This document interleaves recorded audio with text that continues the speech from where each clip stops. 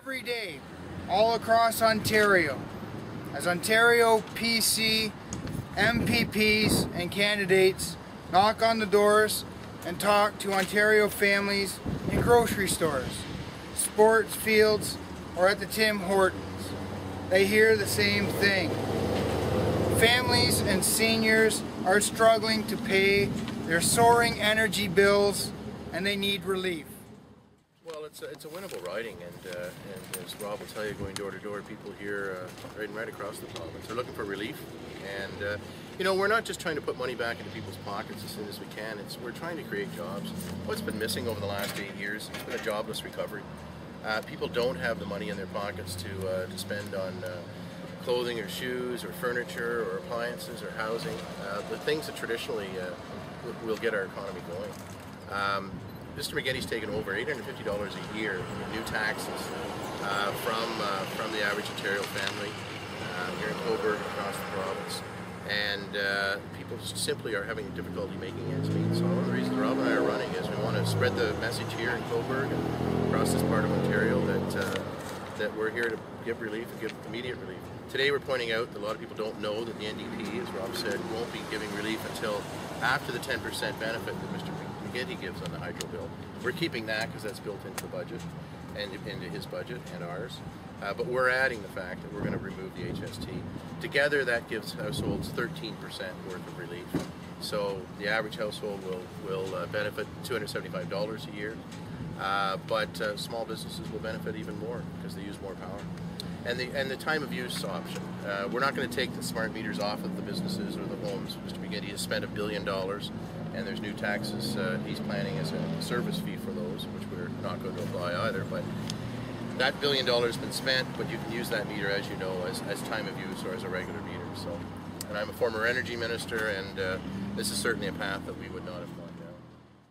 It used to be the credit card bill families were most afraid to open when it arrived in the mail. Under Dalton McGuinty, it's now the hydro bill. Dalton McGuinty's expensive energy experiments are unnecessarily driving up the cost of energy in Ontario. Some have already begun to hit families' bills, like the $1 billion mandatory smart meter scheme and the subsidies that pay 80 cents when the market price of power is a tenth that. Others, like the secret, untendered $7 billion Samsung deal, promise even higher bills in the future.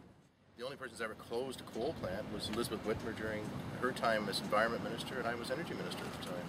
We closed the Lakeview generating station. It closed during our time. Mr. McGuinty got the photo op blowing up the 4 smokestacks, but we actually closed the plant.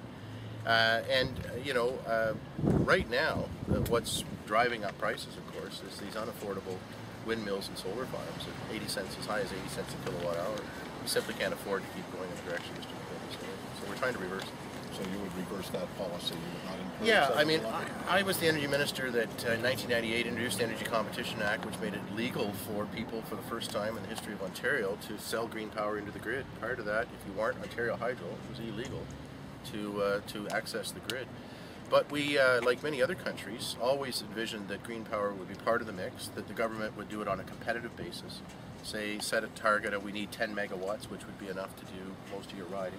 10 megawatts of power over the next 10 years of green energy, and we would do that on a competitive basis. And there are dozens and dozens, there are hundreds of companies throughout the world who would bid on that. No one ever dreamed that Dalton McGuinty would come along, try and create an artificial industry based on 80 cents power, when our nuclear plants and hydroelectric like Niagara Falls produce power between 5 and 6 cents today.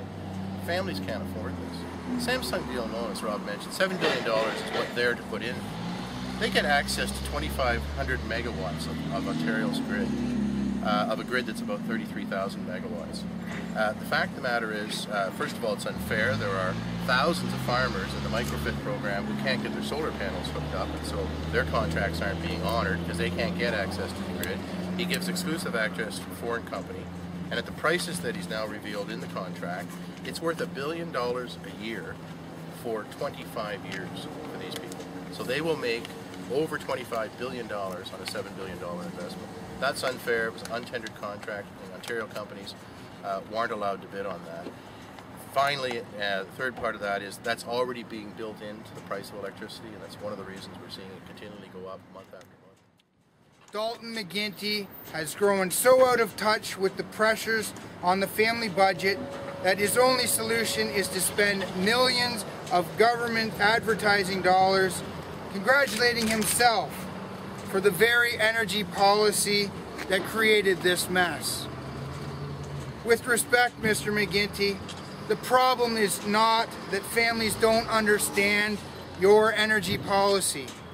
The problem is that your energy policy does not understand families.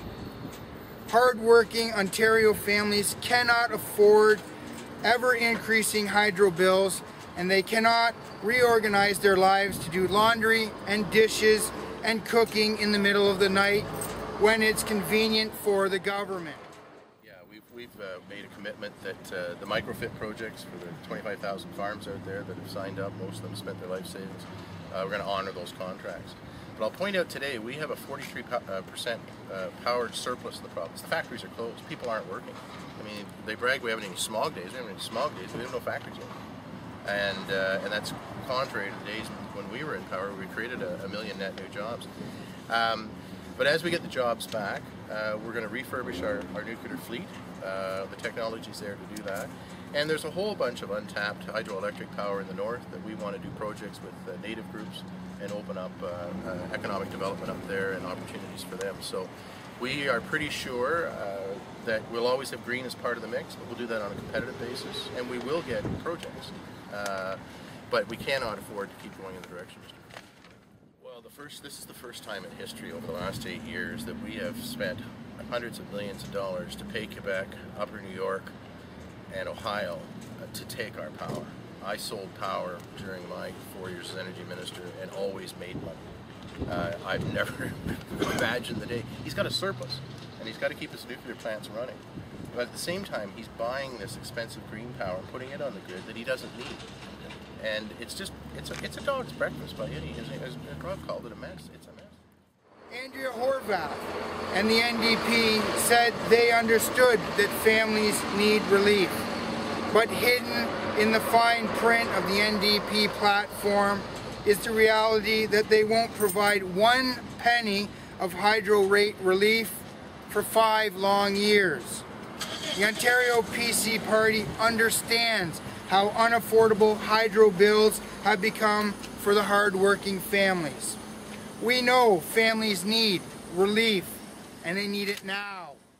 Wind and solar are intervailing. The complaint we have is no one ever dreamed when we opened up the market that someone would come along and offer somebody 80%. The companies themselves tell us they can't believe someone's giving them 80 cents.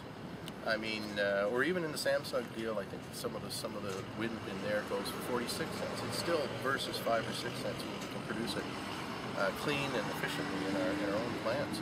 It's just somebody sold Mr. McGuinty a bill of goods, and he bought it hook, line, and sinker that he could create 50,000 jobs, which is just completely unrealistic, and that he could do this with massive subsidies from the taxpayers. We all know when the subsidies run out, the jobs run out, and the jobs haven't materialized in the first place. So it's a real mess. Well, we're going to get out of the Samsung contract, that's for sure. In fact, and we've asked Mr. McGuinty for the last 2 years to stop signing these contracts. You don't need the power. You're just wasting the taxpayers' money and driving up prices. At the end of the day, it's all about jobs, and that's not what he talks about. The fact of the matter is, when we attracted manufacturing in the first place, we've lost 300,000 manufacturing jobs. Robarts and Frost and Davis had energy as the big carrot to bring the auto pack to Ontario, to bring manufacturing to Ontario. We had competitive energy prices. Mr. McGuinty has turned our energy policy from an economic policy to a social policy, and we're going to bring it back to an economic policy. And everything we do is going to try and drive prices down, and certainly not continue in the skyrocketing direction. Oh, definitely. I mean, that's the #1 issue I hear when I'm going door to door. And as I say, I've been door knocking since July 1st. No matter where I am, whether it's Port Hope, Cobourg, Trent, Brighton, families and seniors on fixed incomes homeowners are struggling to make ends meet at the end of the month, and it's their skyrocketing hydro bills and their home heating bills that are making it difficult for these individuals to do that.